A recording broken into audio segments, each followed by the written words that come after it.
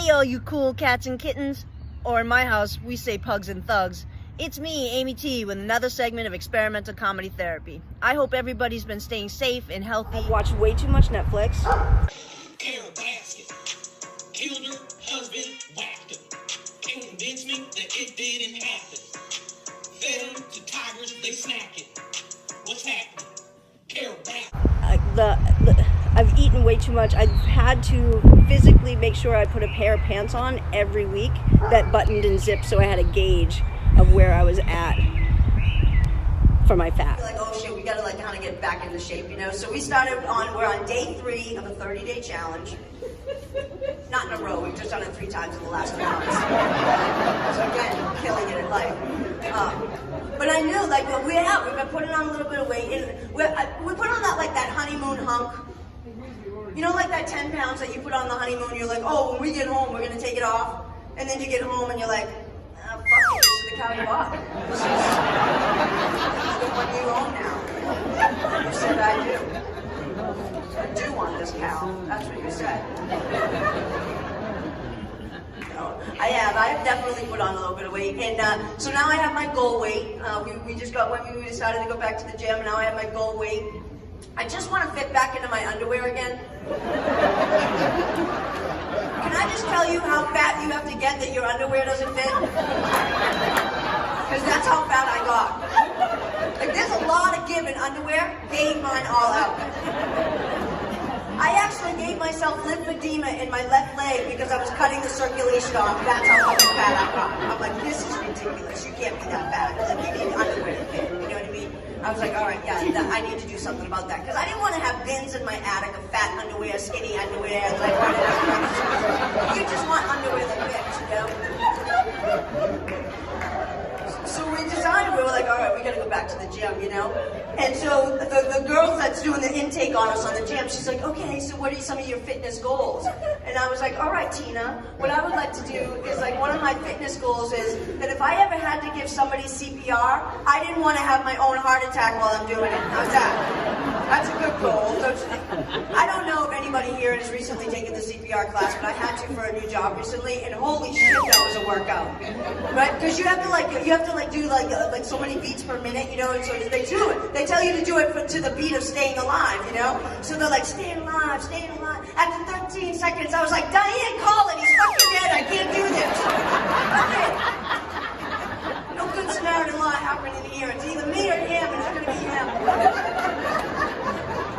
I'm ready to die. Y'all familiar with bipolar disorder? Oh, no. All right, so a lot of you are, some of you aren't. Bipolar is a mood disorder, and so if you think of it like this, I wake up a lot like the weather, partly crabby with a 75% chance of mood swings every single day. Oh yeah, it's like Christmas morning every single day in my house, because you never know who you're gonna get. It's fucking awesome.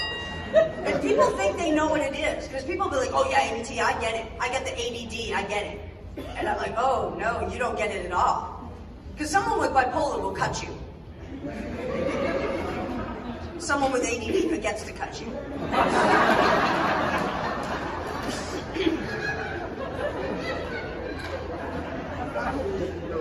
But the reality is that 1 in 4 adults are diagnosed with mental illness every single year in this country. I work for the National Alliance of Mental Illness. But according to the DSM, every single one of us in here has a diagnosable characteristic of mental illness. So it's more like 1 in 4 don't have mental illness, just somebody hasn't told you yet. So that's a small statistic, right? 1 in 4 people have mental illness, that's me. 1 in 10 people are gay, that's me again. Did you know this? 1 in 5 have herpes. Oh, stop looking around, I'm not owning that one too. Fun fact I have in my head. But with bipolar disorder, what you do is you cycle through episodes of depression and mania. And we all know what depression looks like, but mania is a lot harder to describe. And before I got sober, my manic episodes is I was very reckless, I was self-medicating, I was promiscuous, and like honestly, every single one of you should be glad I'm a lesbian, because I would have a shitload of kids across this country that I would now be taking care of, you know?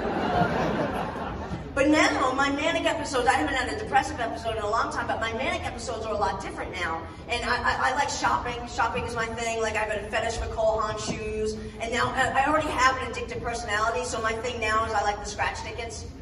Oh, anybody here do the scratch tickets?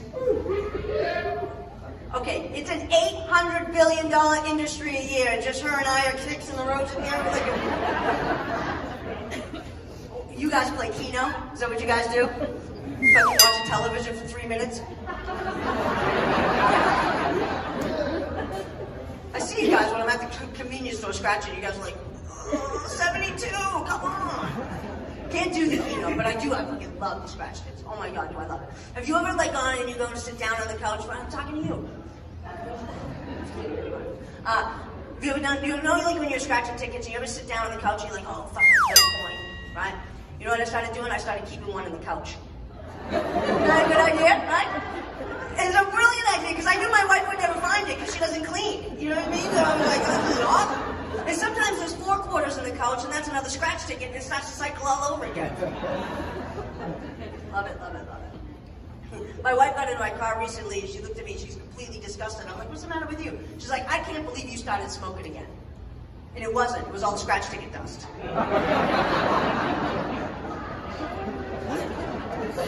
So then I had to start smoking again to cover up the scratch ticket dust.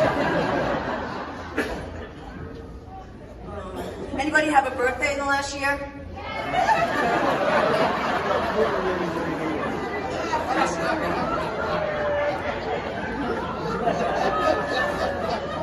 I did. I turned a big one. I turned a big one this year. I turned 40. I know, for the 4th time. And 40 I was okay with, but now I'm in my 40s. Like, I'm committed to it. And let's be honest, I'm halfway to dead. I get it. Like, you know what I mean? Like, I know. Like, seriously, because for me, I don't want to live past 80. I think 80 is going to be a nice round age for me. I think at that point, my check liver light's going to go on. Like, I'm going to be good with 80. Yeah. When did I become so old? And I was doing some work around my house, and I got out of the shower. I thought I still had white paint in my hair. It's not, it's attached. Matter of fact, it's still there. I'm like, shit, how did that happen? And I pride myself on expensive cologne. Like, I like to smell nice all the time. And now I'm just self-conscious. Like, I smell like wrinkle cream and Bengay. Like, you know. And my body's breaking down, right? I blew my rotator cuff taking off a sports bra. What the hell happened? I didn't go to the gym that day. I just took off my fucking bra. I was in physical therapy for 6 weeks. I'm like, holy shit, what happened? Sal's talking about going to the doctor. I went to the doctor, and I, honest to God, I hadn't been to the doctor in like 15 years. And I'm like, oh shit, I better go while I still have healthcare, you know? And I was like, oh, that's a lot different going to the doctor in your 40s. Right? There's no more height, weight, and blood pressure. Now they start sending you for tests. Tests that I wasn't ready for at all. So I'm sitting there in the office, and the doctor comes in, and he was like, Amy T, I want you to strip down everything, including your bra, but I want you to leave on your sneakers. And I said, why? He goes, well, you're going to be running on the treadmill. I'm going to give you a stress test. There's not a woman in this audience that wants to run across the stage without a fucking bra on. Am I right? Yeah. Look, I don't want to be a boy, but there's times I wouldn't mind having boy parts, and that was one of them. Like, I don't like shit like that at all. Like, I'm wearing sports bra and a Spanx, and I'm still self-conscious you guys can see my nipples. Like, I do not like shit like that. So, like, I'm like, I don't understand. He goes, well, I need to strap all these things to your chest. I said, I know. They can read through 7 layers of skin, organs, tissues, bones, and you're going to tell me I can't get through a spandex cotton blend? I don't fucking think so. I said, do you get to wear your underwear? He goes, well, yeah. I go, well, these are my chesticles, and I want them strapped down. I'm going to be running a marathon for the next 15 minutes.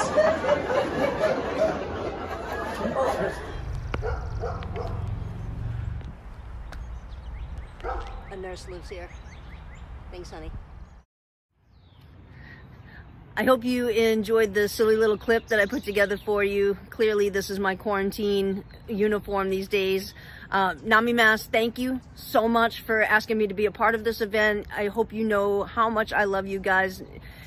You guys have been instrumental in my recovery over the last decade with my friendships, your programs. I love you guys, and thank you so much for always keeping me involved. I look forward to seeing everybody really soon. Continue to be safe, continue to be healthy, and don't forget, please be responsible for the energy you bring into this world. Practice compassion and tolerance. Take care, everybody.